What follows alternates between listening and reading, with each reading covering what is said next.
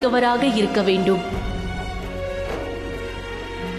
அத்தனை பெற்றிருந்தும் மாயையின் மீதும் பொருள் மீதும் பற்றில்லை. மகாதேவி, இந்த பிரபஞ்சம் முழுவதும் வளத்தினால் தான் ஆளப்படுகிறது. தங்களை அடைபவர் அப்படி ஒருவர் மட்டுமே இருக்க இயலும்.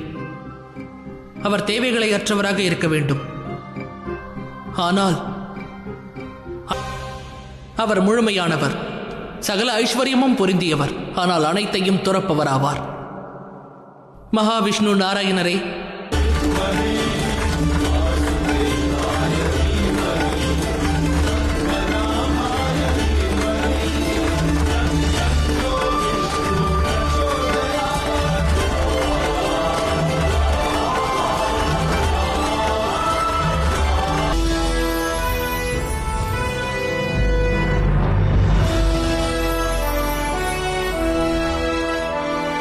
பெற்றுவிட்டோம். இவை அனைத்தும் சனியின் செயல் தாயே.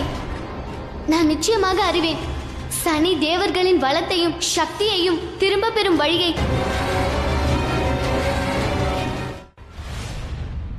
எனக்கு எதிராக சூழ்ச்சி நடந்துவிட்டது.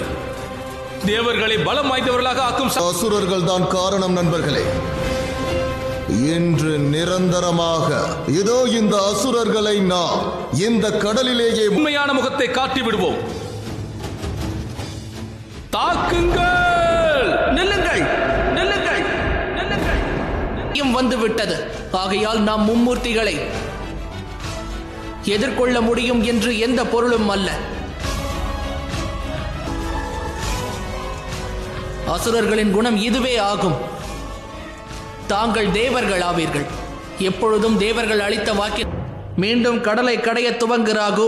ஒரு முடிவு கிடைத்தால் மட்டும்தான் கடலை மீண்டும் கடைய துவங்குவோம். இனி கடலில் இருந்து எது தோன்றினாலும் சரி, அதன் மீது உன்னிடம் எவரும் முடிவை கேட்கவில்லை.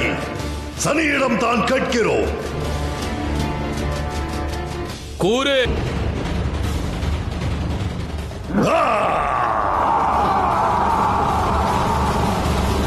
சனி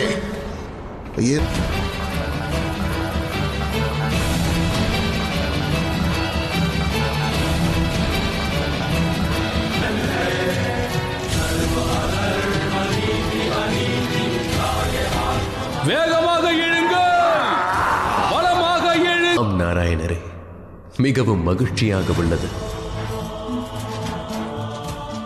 சனி நிரூபித்து விட்டான் அவன் படைப்பிற்கான